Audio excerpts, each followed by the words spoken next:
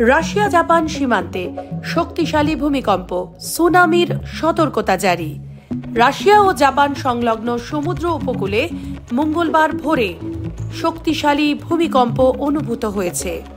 মার্কিন ভূতাত্ত্বিক সংস্থা USGS জানিয়েছে, রিক্টার স্কেলে ভূমিকম্পটির মাত্রা ছিল 7.5। উপকূলবর্তী অঞ্চলে সুনামি সতর্কতা জারি করেছে রাশিয়া ও জাপান সরকার। ভূকম্পটি মূলত কুরিল দ্বীপপুঞ্জ ও জাপানের হোক্কাইডো অঞ্চলের কাছাকাছি এলাকায় আঘাত হানে। প্রশান্ত মহাসাগরের তলদেশে উৎপন্ন কম্পনটি এতটাই শক্তিশালী ছিল যে জাপানের বহু শহরে ঘরবাড়ি কেঁপে ওঠে এবং মানুষ আতঙ্কে রাস্তায় নেমে আসে। টানা বৃষ্টিতে ভেঙে পড়ল মাটির বাড়ি। অল্পের জন্য প্রাণে বাঁচলেন 3 জন। পাশে থাকার আশ্বাস প্রশাসনের। টানা বর্ষণে বিপর্যস্ত গ্রামীণ বর্ধমান। মঙ্গলবার বিকেলে পূর্ব বর্ধমানের রায়না 2 নম্বর ব্লকের ফতেপুর গ্রামে ঘটে গেল এক চাঞ্চল্যকর ঘটনা। প্রবল বৃষ্টির জেরে ভেঙে পড়ল এক মাটির বাড়ির একাংশ। সৌভাগ্যবশত বড়সড় দুর্ঘটনা এড়ানো গেল। অল্পের জন্য রক্ষা পেলেন একই পরিবারের 3 জন সদস্য।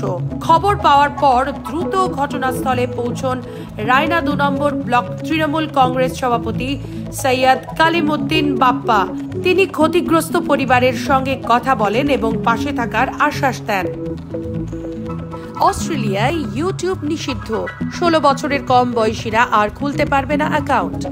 সোশ্যাল মিডিয়ায় নাবালকদের প্রবেশ ঠেকাতে কড়া পদক্ষেপ নিল অস্ট্রেলিয়া। এবার থেকে 16 বছরের নিচে কেউ ইউটিউবে অ্যাকাউন্ট খুলতে পারবে না। এমনকি আগে অ্যাকাউন্ট থাকলেও তা বন্ধ করতে হবে।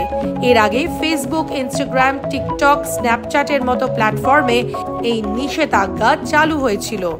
এবার ইউটিউবকেও সেই তালিকায় যুক্ত করল অস্ট্রেলিয়ার সরকার।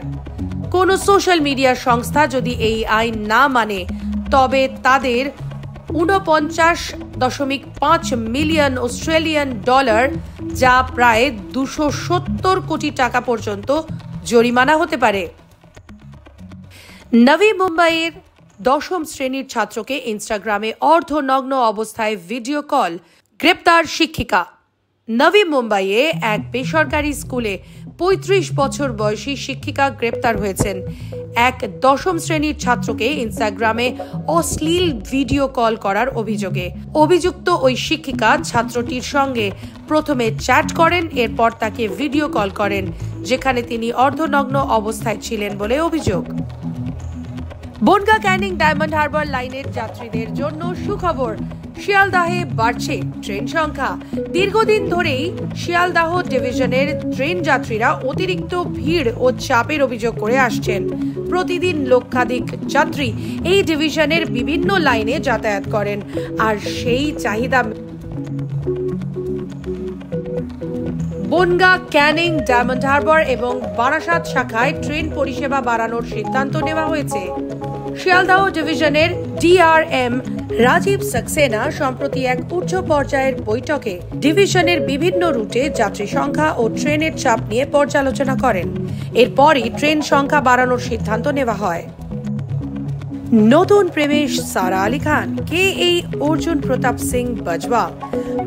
বলিউডে অন্যতম জনপ্রিয় এবং বিতর্কিত অভিনেত্রী সারা আলী খান আবারও প্রেমের গুঞ্জনের শিরোনামে।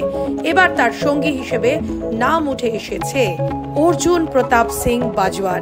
সোশ্যাল মিডিয়ায় ভাইরাল হওয়া একটি ভিডিও থেকেই শুরু হয়েছে এই জল্পনা।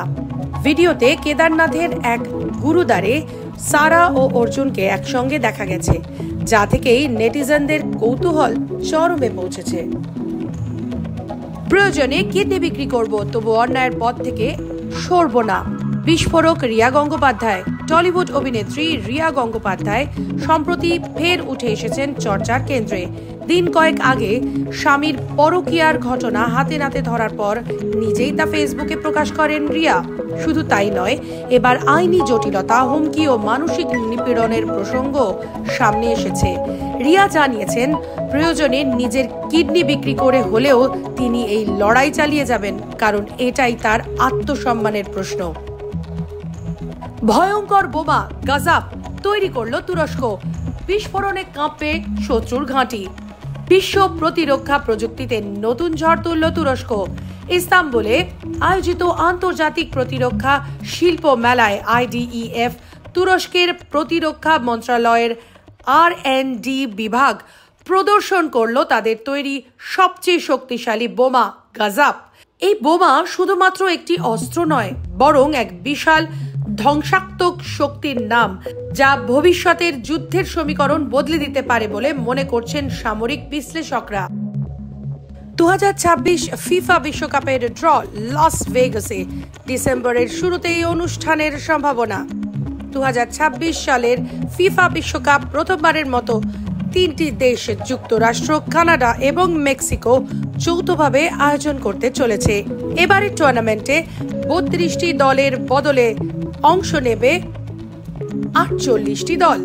তাই বিশ্বকাপ নিয়ে ফুটবল প্রেমীদের উৎসাহ এবং আগ্রহ আগের চেয়ে বহুগুণ বেশি। এই টুর্নামেন্টের অন্যতম গুরুত্বপূর্ণ অধ্যায় অর্থাৎ মূল পর্বের ড্র কোথায় ও কবে হবে তা নিয়ে অনেক দিন ধরেই জল্পনা চলছিল। এবার সেই সম্ভাব্য উত্তর মিলেছে। বিশ্বখ্যাত ক্রীড়া সংবাদ মাধ্যম ESPN জানিয়েছে 2026 বিশ্বকাপের ড্র অনুষ্ঠিত হতে চলেছে আগামী 5ই ডিসেম্বর এবং সম্ভাব্য ভেন্যু হিসেবে বেছে নেওয়া হয়েছে যুক্তরাষ্ট্রের জাঁকজমকপূর্ণ শহর লাস ভেগাস।